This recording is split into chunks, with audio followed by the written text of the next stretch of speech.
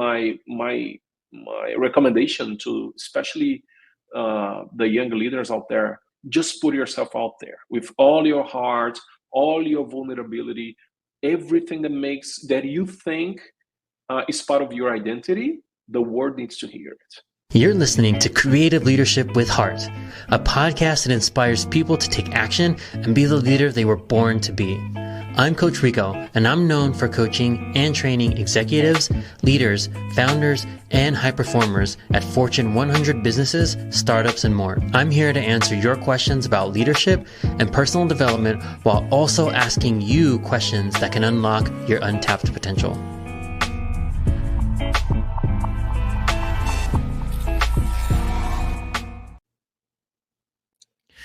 Cool. Welcome back, everyone, to another episode of Creative Leadership with Heart.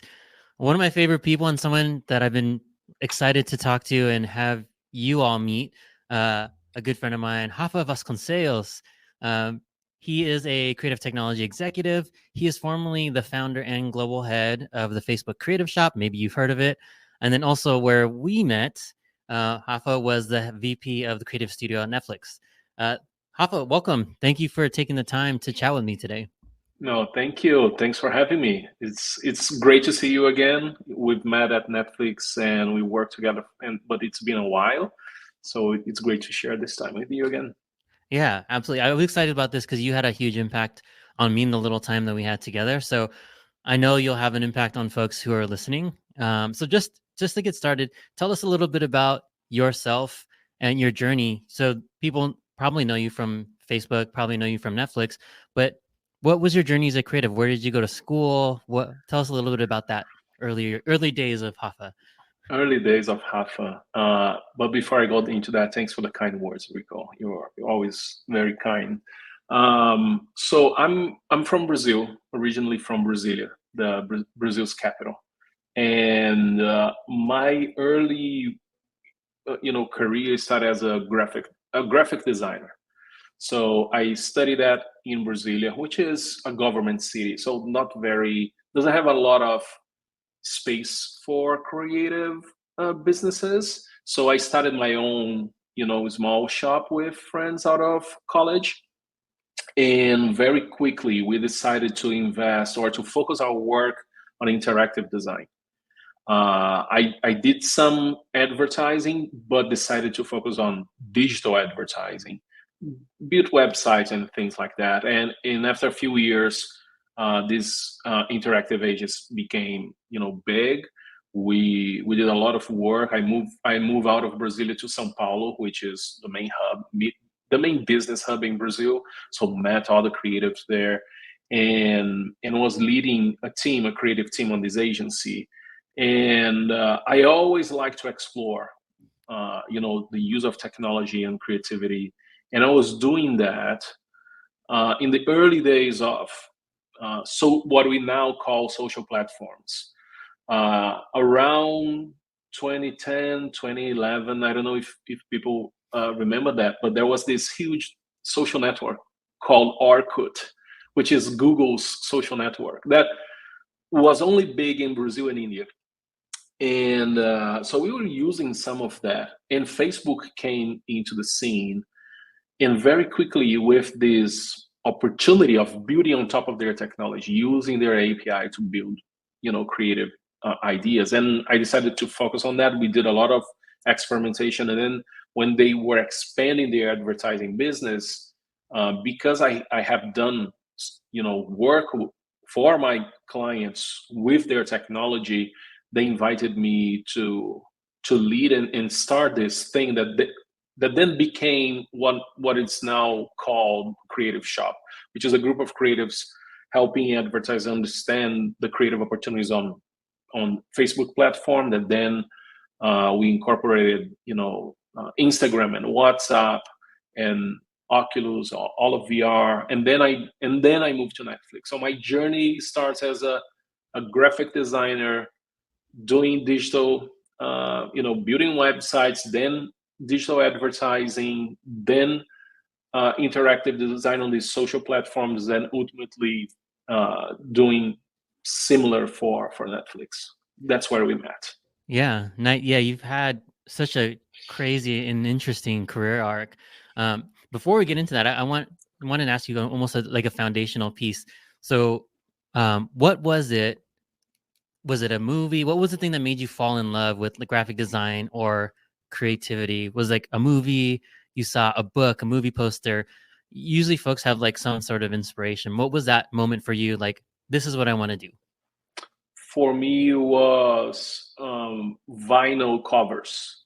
So I grew up with a lot of music, and I remember, going through my dad's, my mom's as well, my parents, vinyls, and the graphic part of it was the part that was always very interesting to me. So I started to do my own designs of, and then CD covers. And I remember when the CD came into the world, it became like a play field for me. I started to design my own CD covers, and that's where I think it started as an inspiration of just making creative things. Yeah, that's crazy because that will date us for sure. I have a vinyl, huge vinyl collection. We talk about CDs. I think CDs were around for maybe 10 years, and then Only that? MP3s. I Well, didn't it realize. It hasn't, might hasn't be. It might yeah, be. because MP3s weren't that far behind True. That's compact true. discs. I still Uh, I still have my CD collection here. And a few days ago, I was on eBay looking for old CD players to connect on my system. So yeah, I have this great collection of reggae. I listen to a lot of reggae music, and I just don't want to leave them behind. yeah, absolutely, and all the nostalgia that comes with it.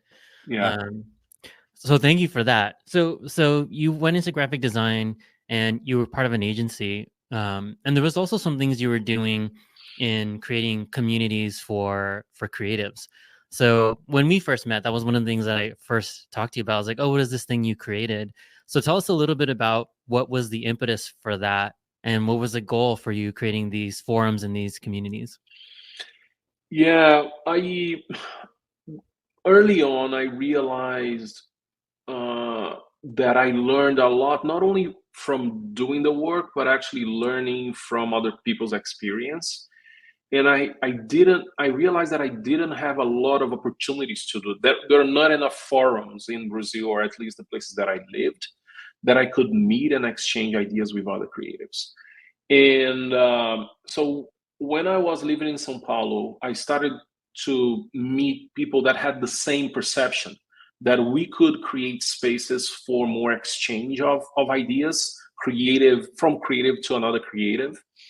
And one day I was browsing online, and I found this community called Creative Mornings.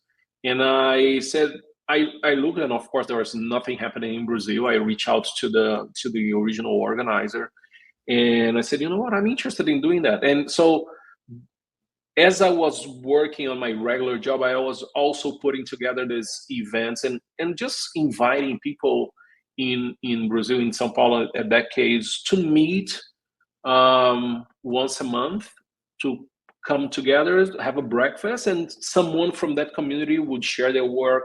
And all of the network that started happening over there became a thing in its own, became so big that I could not do that. I kept doing the event. So other people took over. Around the same time, I learned about the TED conferences, and they were having this license of TEDx events. They are kind of doing the same thing, taking their big event and creating the opportunity for people to host their own small events with the same idea of sharing experiences and creative ideas on small creative communities. And with a group of friends, we did the first TEDx event in São Paulo, and then 2 years later, we organized the first TEDx Amazon. So we flew 300 people to the middle of the forest. We stay on a hotel on a boat for 3 days, and just with that drive to bring people together under one roof in real life, exchanging ideas, getting inspired by each one, And since then I'm always, every time that I can, I it gives me a lot of energy to bring a group of creatives together. I think that we learn a lot from other people's experience, get inspired, have the opportunity to debate ideas. I think that that's what makes the beautiful part of this creative community, is this exchange and opportunity to learn from each other. Yeah, that's friends. I wish I knew about those earlier. And so what were I didn't get to go, but what were some of the things that you talked about? What were some of the things that came out of those conferences for folks? So I I didn't present it in any of those conferences. For me, it was mostly creating the space. But I Mhm. remember one, uh, during the TEDx Amazon, one of the presentations that we heard from people from the indigenous communities of the Amazon. But there was this idea of the floating rivers, which is the amount of water that goes through the Amazon, through the sky. And there was something that I never heard before. And then suddenly you have this whole theory that you learn about, that changes the temperature on these communities and influence the way people live. Uh, that's one of those ideas. Another, on a creative morning, we heard from athletes, how they look at their careers as professional athletes, but also as a creative. So every small experience that a creative individual can share with other people, I think that gives you, open a door into your imagination that otherwise would be really hard for us as creators to grow and be inspired. Yeah. And that's one of the big things I took away from my time with you too is how do you create like inspirational environments? And that leads me to my next question is how do you do that? Right. So you've worked agency side, you've worked client side in these big tech companies. How do you create those environments, especially in tech companies that we're from, like a Facebook Hmm. or a Netflix that are very, very data driven? I prefer to say data informed, but they're data heavy environments. So with that, how do you foster that creative community, that sense of inspiration and motivation when everyone around you is like, "What are the metrics? What are the metrics?" Yeah, I I love the metrics, because the metrics give uh, a good understanding of the impact that creative work can generate in environments like these big companies that you mentioned. But I don't think it should be the driving force. I think the driving force should be the inspiration, right? So I think you create those environments, especially leaders, with there. You need to put yourself out there with a lot of vulnerability, and I think you need to lead by example. So sometimes I remember when I joined Netflix, and speaking to your group and the group that became our team at that time, and I share my, I don't know if you remember, my presentation was about this Brazilian landscape designer, and which is called Buller Max. So it was a moment that I was in front of, I don't know, 200, 300 people talking about gardens as a way to inspire designers and video editors. And at that time, someone could think of that it's very crazy. But once we start connecting the dots, you realize that we all share the same creative journey as individuals. So I think that anyone can create an environment like that. I think leaders should be the ones definitely doing the first step and putting themselves vulnerable. I think that the more authentic you can be, just sharing your own experience. I also shared my journey as a sneaker designer. I make my own sneakers. I'm not sure if you remember that, but I do. just putting yourself out there, the things that you do, they're not so great. It just creates space for more sharing. And it was great to notice that during the time that we were working at Netflix, people, I don't know if you realize that, but more people start sharing more of their journeys Hmm. that didn't need to be the leaders or the senior folks or the older ones. The more we heard from creatives that just joined our team, those conversations became more interesting, right? And every time we did an all hands, there was always a section of someone coming in and presenting their journey as creatives. For me, one of the most inspiring ways to learn from the team and get inspired to have new ideas. Yeah. One of the challenges, and that's great. Like I remember specifically the sneakers, and you showed me a few during some of our one-on-ones, some of the designs you had. And so one of the questions I have for you, because some of these folks that listen to the podcast, they're aspiring creatives and early in their leadership career. How do you, and I think, your answer helps do that, but how do you help people get past and be vulnerable, get past the stage where, whether it's imposter syndrome because they are a new leader, so they don't want to put bad work, quote unquote, in front of people, Uh-huh. right? Or like they don't want to show their work in progress because it shows their potential flaws. So how do you create that space and that ability for people to share and be vulnerable? Sharing your stories is one way, but how do you help them get over that hump? Yeah, I think that it's one of those things that you just need to do it.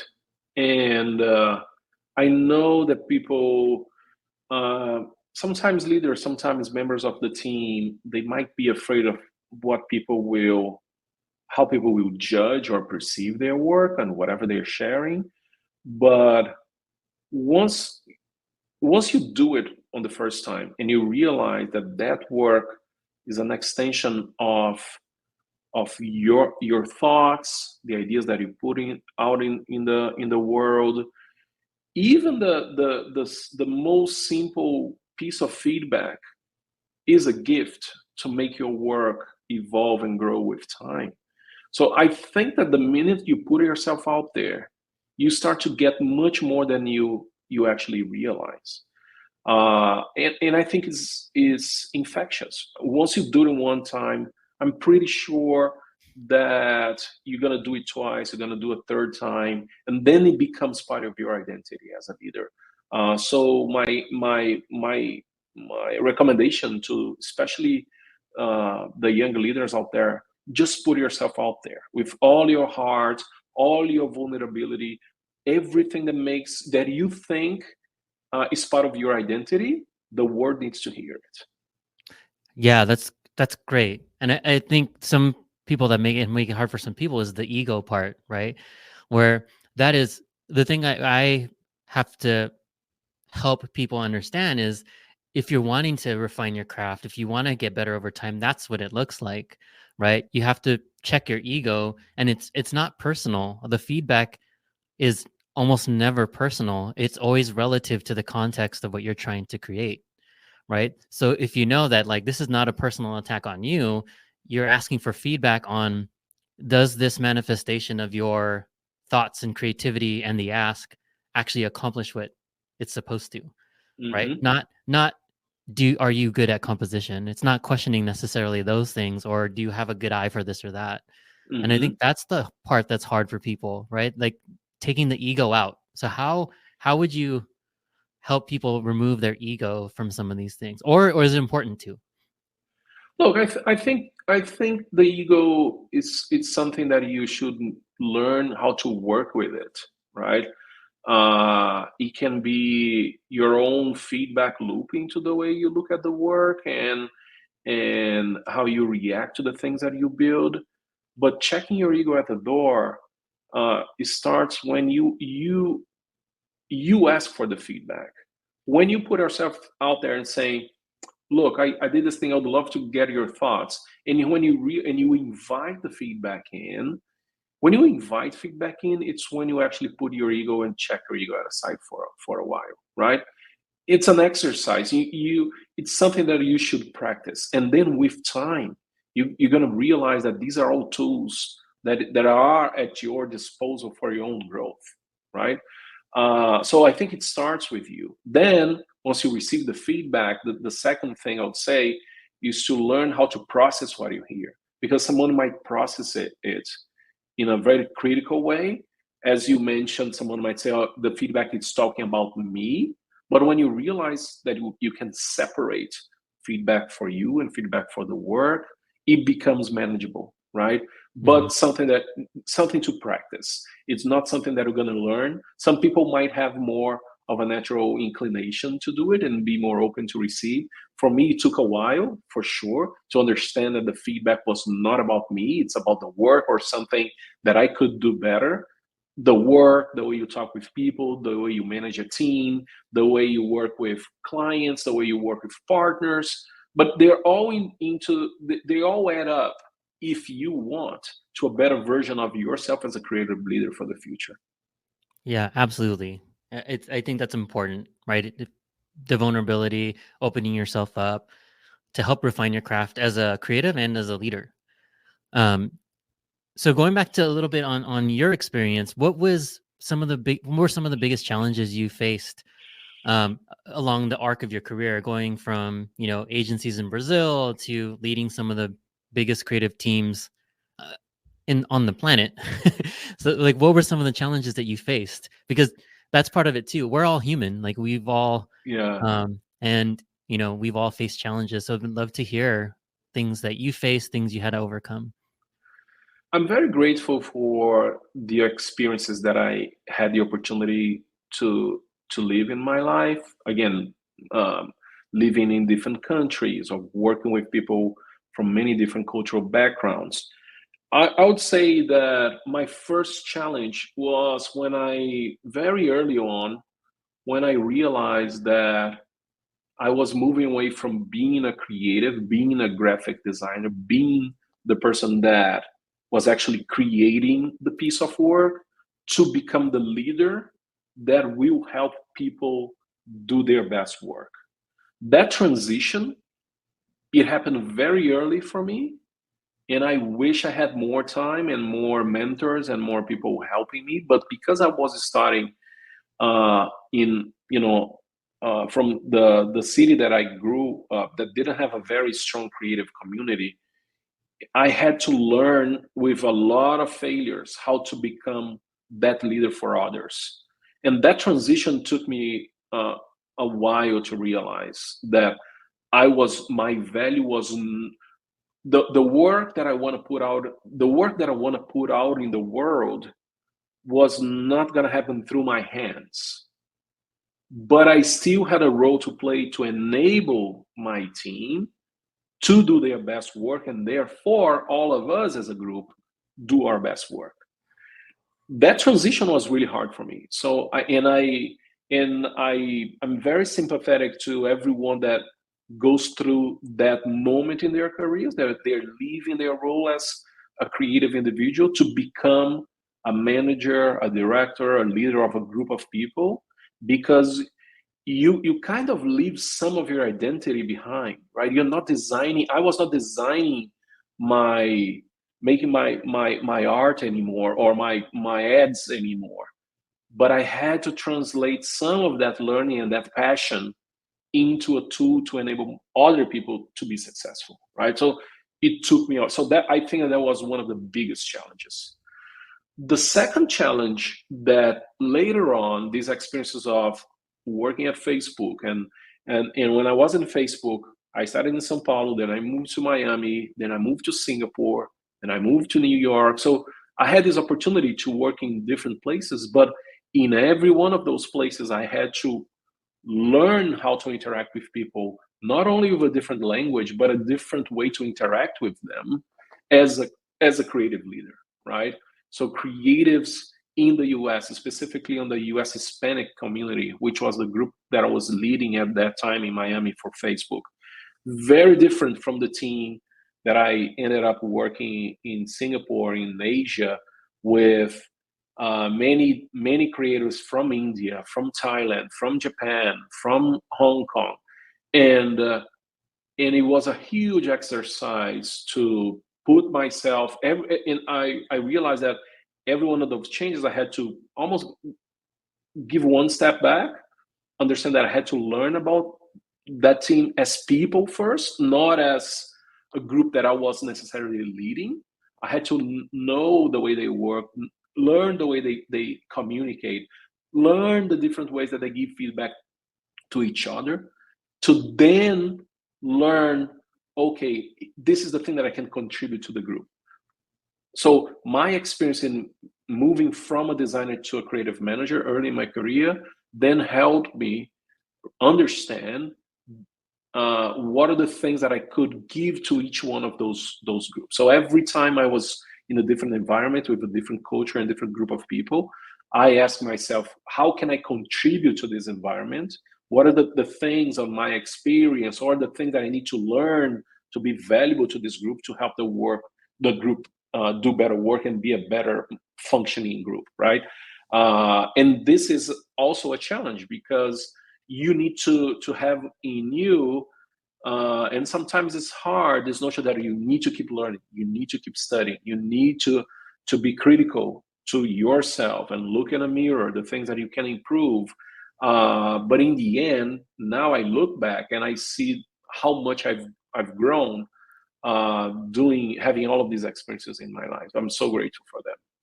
Yeah, I've thank you for sharing that because I everything you were saying, like, yeah, that was hard. Yeah, that was hard, right? Especially the part where you mentioned that, like, you leaving a little bit of yourself behind, because a lot of people who see folks like you or others progress in their career, they have this story that they tell themselves, like, oh, it must be so great because you're making these decisions, and yeah, you make strategic decisions, but you get farther and farther away from the work, and your life becomes then strategic decisions and like putting out fires and stuff like that, right? And also setting up the team for the future, right? Like, it's constantly forward, like future looking, instead of getting deep into the work. And that's the one thing that I missed once the pandemic hit, is I couldn't Uh, walk through the aisles anymore and just see amazing work being created, and just mhm. like sitting down next to someone and watching them work. That's the thing that I missed a lot during the pandemic. And then the thing you mentioned about learning about the regional differences, and not only the way the creative differences, but the way they work, the way they communicate, all of that stuff. I remember I was in the Japan office, and I was presenting, and one of the first things Rochelle said when I got out, she's like, "You need to slow down. You speak like an American," and I was like, "Oh, I need to get better at that because when I get nervous, I talk faster." And so, like, these little things I had to learn. Not only that, but it's like English is their second or third or fourth language, things like that. So, one of the things that I want to ask you is, what advice would you give, and how important is that global perspective, right? Because I think earlier, in the early, 2010, 2012, 2015, a lot of the perspective was, we'll have the team in the US and they'll just create for the world. And that, I don't think that lasted very long because it wasn't very effective. We found quickly that wasn't very effective. So, what are your thoughts on the importance of that, having diversity of thought, regional expertise, things like that when it comes to creativity? Yeah, I think that we nowadays is so easy to get exposed to work that comes from many different parts of the world, which I think it's great. But each one of us carry our own experiences, the places where we come from, the experience, the things that inspire us, and ultimately the work that we do that carries some of ourselves into each one of those pieces. I think that if we understand that the work that we are able to put is just one of many options that are out there, that regardless, if you work on a global company like Netflix or Facebook, that it's very American based, and the global headquarters usually here in the US, that doesn't mean that that work will be the work that resonates with everyone globally. So when you put your work, your location, your experience in perspective of everything else that's happening across the world, it's so humbling to see how much you don't know, how much you need to bring into your own creative team and your own creative experience to be inspired by other people. If I think that this is one of the biggest challenges of these global organizations is to understand the value that can be created by individuals in Brazil, in Angola, in Dubai, in Singapore, And if you have the opportunity to work on a global company, or if part of your community is formed by individuals from across the world, I would say look at that as an opportunity of learning, of growing, expanding your perspective as a creative.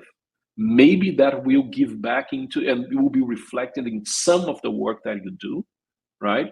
And in the end, the work that represents people, I think, matters more for them than the work that represents this single global organization, right?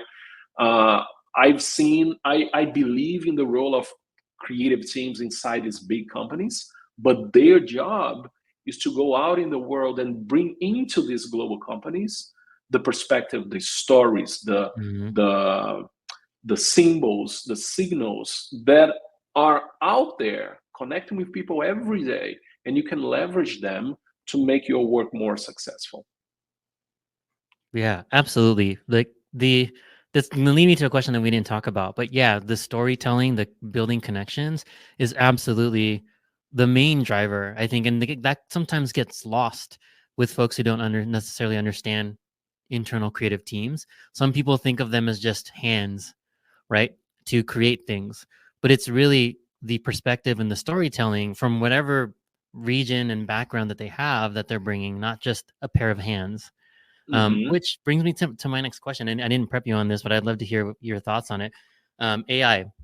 We did a few things at Netflix with computer vision and things like that, but I'd love to get your thoughts on AI and its impact on the creative communities, creative work. Uh, and I know this can be a whole nother podcast episode, but I'd love your thoughts on it. Are you an AI optimist, pessimist? Like, what are your thoughts? Oh man, this is such a tough question, because I don't think anyone can say for sure what will be the full implication of AI on the creative field. And I see a lot of people rushing to make a decision and to make a judgment on what it will be. A few things I've been observing, though, is that, first of all, I would say I'm leaning more optimistic than pessimistic, but I don't have an opinion formed yet, because it will impact our creative community for sure, Hmm. right? I think we already starting to see a lot the proliferation of tools, and we're starting to see some of those tools creating work that it's already uh, being exposed to people, which I think it's great. But I still believe that we're in the phase of experimentation, and I think that as creatives we need to experiment more, to keep experimenting, right? When we started talking about AI during our time at Netflix, I think a few years ago, and it was hard to bring that. I don't know if you remember that it was hard to bring that conversation into the team, Hmm. because you're always thinking that, oh, the robots will come in and take my job, right? Yeah. While I think part of that will be true, but at the same time, I also believe that this is the moment to acquire the experience for you to build with this new world that we're coming towards. Um, we can't ignore it. I don't think creators should ignore it. I do think that AI will make uh, more people produce more creative work or creative assets. I think more people will experiment more with it. In the end, I do think that people will be more open to different ideas. That today we are starting to see AI playing not only the visual space, but also on the music, on the sound. Uh, but I still feel that there's so much to learn, so much to explore. I think that I'm exploring. I have a lot of, I have a few friends that we chat. We have our own WhatsApp group that we exchange ideas and we share our experiments. I would encourage, every creative to get out there and do and explore those things, Hmm. and try to come together with groups of people and be critical with the output of these tools, right? I think we need to develop form an opinion based on the exploration of these experiments. So we learn how to live with tools and solutions like this, and how to think how critically how these tools can be added up to our toolbox as creatives, right? We're still gonna have our toolbox with our Photoshop, with our techniques, with the things that we do outside of work, the things that you do with your hands. AI tools will be another tool on our toolkit. Yeah. And I think that this is the moment to explore more than try to find and form a final opinion on what that will create in our space.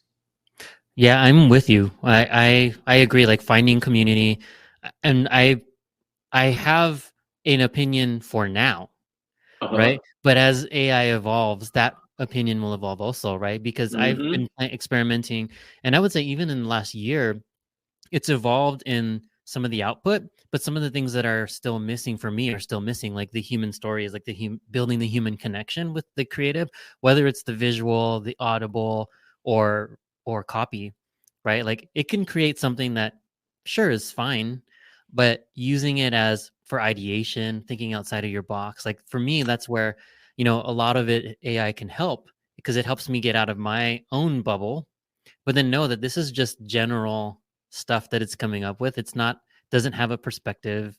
It doesn't have a story to back it up. It doesn't have that kind of No. human connection to go along with it.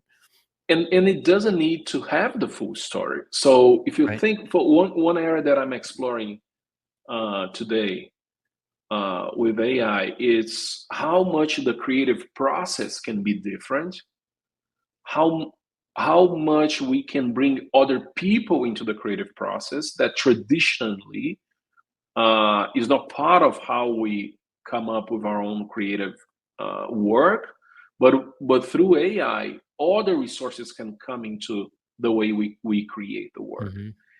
This is a huge step. This is a huge change, and it has been very interesting to notice some of my friends and the people that I share these ideas with, how not everyone is perceiving the influence of AI in the same way, and that's a great topic for conversation.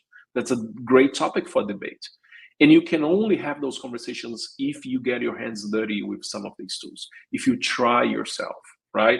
But Right. be open to maybe in a few months the process of coming up with an idea might be a little bit different, right?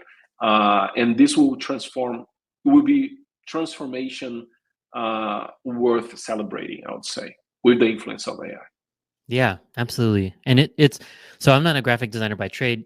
You have a graphic design background, but I'm sure Photoshop made creation way easier, right? With like masking and like all those things and just the tools that it came up with. And I'm wondering if did you back then did the community have a fear of it? I mean, I'm a editor and musician by my background.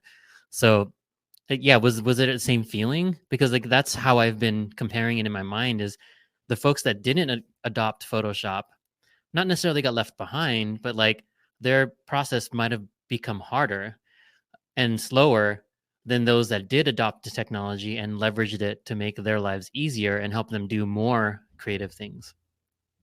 Yeah, I think that every time there's a new tool like Photoshop, or even before Photoshop and Illustrator, I was using CorelDRAW to design, like to translate logos. And one of my first jobs was to design signs, and I had to make like business cards into vector so we can put on the machine to cut the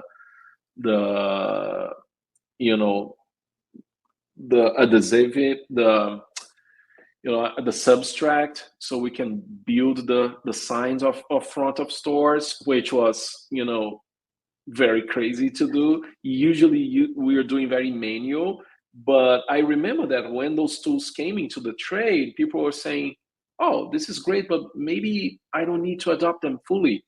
And the ones that said, I'm going to give it a try, I'm going to give it a try on this tool, were the ones that helped the field evolve, right? And the same thing will happen with Photoshop. The same thing happened with Illustrator. The same thing happened when 3D modeling came into the Right. picture, right? I think that these cycles are coming, and maybe they're becoming shorter, but they're inevitable. We're talking about AI today, but could have been something different. It might be something different in the future. But the idea that your trade, uh, it's always evolving with the tools that are available to you. I think again, it's a blessing. It goes back to that idea of creatives learning and growing and doing things and evolving as professionals and individuals. So I look at AI at this moment as an opportunity to do that. So the same questions that are here today were the questions that I heard every time there was something new coming into the field. Again, a lot of people were very successful because they let themselves explore and get into that world and not stop their own evolution because of some of the concerns that they have when the tools came in. Right. Right. Oh, again, I think we can have a full other conversation just about that.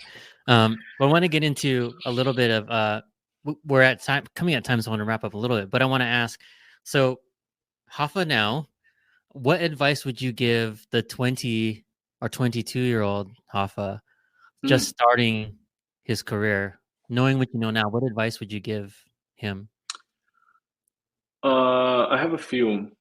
First, um, look for a mentor. I This is something that I missed in my career, my early career. I did find mentors and people that I could have that conversation and look for that guidance later on, and they transformed my life. I wish I had that. Some people have the opportunity of having them more naturally. Sometimes you need to go and look for them and just saying, look, I learned so much from you, observing you. Can we spend some time together? Can you give me an hour of your time a month? I don't know what it is, but this is something that if I was starting my career again, I would definitely look for mentors during each stage of my career, right? The other thing is, I realize now that the things that I was missing, I had the energy to make them happen. So the events that we were talking a few minutes ago, that Mhm. I put together these events because I didn't, I didn't find them around me. So my advice to this younger version of myself is maybe look harder, and if still you don't find them, okay, keep doing what you did because it was amazing, right? Don't let the limitations of where you live, the way you grew up, the resources that you have at your disposal, stop you to search for the connection with other like-minded people, right? So I was blessed to do that later on, but the 22-year-old version of me could have started that earlier, right? I was maybe a little bit shy or maybe a little bit concerned of what people would think about my work if I expose my work too early. And now I realize that it was, no bullshit. You should just go and do it. Put yourself out there. See yourself as part of this bigger picture, either a group, a community. That's why I love the word community, and reflect that we are part of a creative. When we think and we realize that we're part of a creative community, a group of people with very similar interests, very similar experience, that we can all help each other. The early we start those exchanges of experience and ideas, Mhm. the better we will grow as creatives, right? So I would start those gatherings, look for those harder, and start putting them together if I didn't find them as early as possible. Yeah, those are great pieces of advice. I wish I would have taken them earlier in my career. I didn't find a mentor till much later, and yeah, I was more concerned about hanging out with friends and going out than I was like refining my craft and building community. Which I wish I would have done more of that earlier in my career. So any last other pieces of advice or any mentors from your past that you want to recognize or shout out Oh before we man, wrap? of course there are so many. I, there are two people that really changed my life, which was my two former bosses at Facebook, and especially Mark Darcy, which uh, was the creative that brought me to Facebook to build a creative shop, but also Alexandre Rohagen, which was the leader of Facebook in Brazil at that time, that identified my work and thought that I would be a good addition to the team. And I keep in touch with them. We talk almost weekly. I talk with them weekly, but also my capoeira master back in Brazil. It's my life mentor as well. When I lost my father, I lost my father when I was 19, and he occupied a space in my life with a lot of art and music, and that Mm, filled that gap that I didn't. I just realized that recently, that he occupied that space that my father left behind. And these people really changed how i I could contribute to other people, especially Mark Darcy, which is a creative by heart. And he I learned so much from him, just watching, observing. And I met with him a few weeks ago. I drove to his house. He lives like a few hours from my place. I drove and we spent the day together, and it was just endless conversation. It's so good when you have that person that you can talk about anything. You talk about the work, you talk about the future, you ask for advice, you ask for direction and guidance. So shout out to Halil, Alexandre, and Mark Darcy. These guys are amazing. I'm yeah. glad to I'm glad to still have them in my life. So I'm trying to take advantage every time I meet with, spend time with them. Yeah, that's amazing. And I'm sure they'll appreciate the mention. And I appreciate you for taking the time to chat with me today, for sharing your wisdom, your experience, your challenges, your vulnerability. Um, yeah, and I really appreciate you taking the time, and it No, was and great thank having you, you. thank you again for the invitation, and congrats on the work that you're doing. I remember when I met you how much you care about your team out there, and what you're doing here is an extension of what you did there, and hopefully inspiring more people, and the people that know you, and people that can benefit from your thoughts and the space that you're creating here. So thanks for having me. Yeah, absolutely. Thank you, Hafa. Have an amazing week. Thank you all on another episode of Creative Leadership with Heart. Thank you, Hafa. Have a good week, and we'll see you next time. Thanks for listening to this episode of Creative Leadership with Heart. If you enjoyed the show, please like and subscribe. If you're ready to make huge, lasting change in your life, then what are you waiting for? What will your life look like if you took action today? What would it look like if you didn't? If you're serious and you're ready, book your free strategy session today, and let's make your future a reality.